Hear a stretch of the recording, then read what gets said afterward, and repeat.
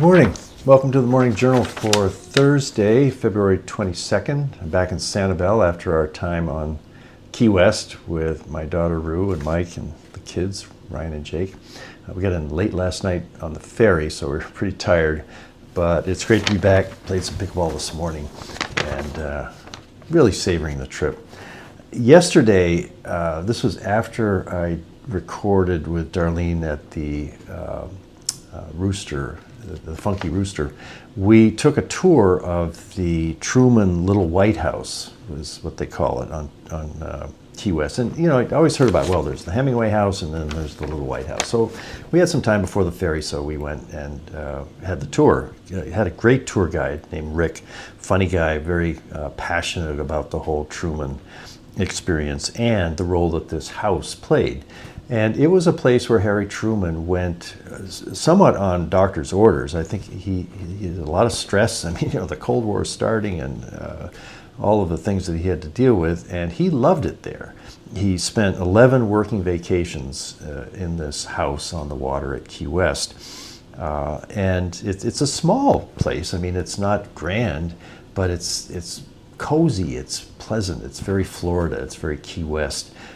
In the first room that we went into was kind of a sunroom, and there was a poker table, and you know, it had the place for the chips and all this. And he said Truman would get together after working at the desk doing his work. They'd kick back and he'd have some. They had Old Granddad there. That was my parents' favorite bourbon, and they'd play poker. And whoever was there traveling with him, and then there was a cover that they would put over the table to hide the fact that it was a poker table, because I guess, you know, it wasn't really legal to be playing poker, especially if you're the president.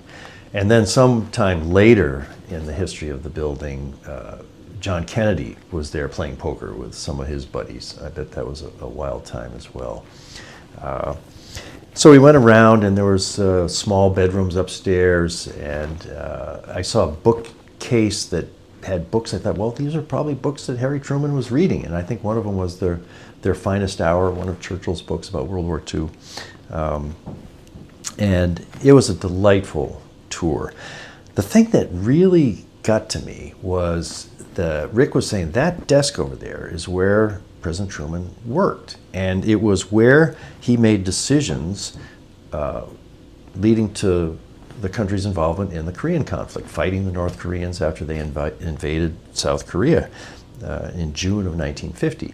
Well, this is one of those places where real-world history and my own personal history connect in a way that almost it kind of sent tingles down my spine.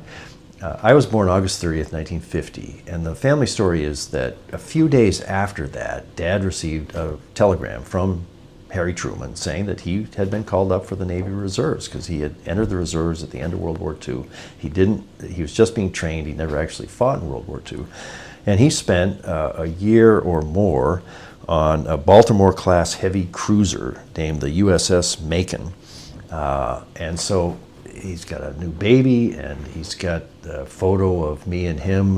You know, I'm an infant at that point in his locker on this ship on the Macon, and they go off to the Mediterranean, and they're patrolling. And part of the whole geopolitical struggle with the communists was to put a big, heavy, and some other ships as well, patrolling the Mediterranean. This is a big ship. I looked it up. It's 1,142 officers and enlisted men, 674 feet long and 11 inches. And the pictures of it, it's an impressive looking ship.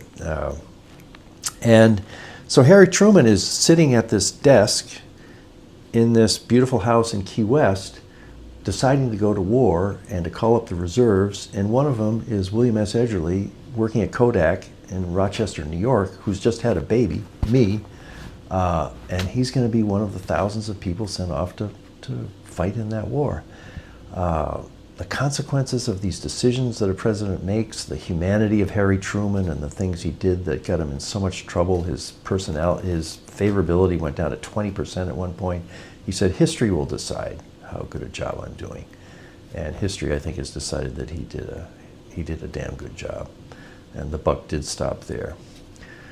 Great tour on Key West on our last day. Thanks for listening and watching.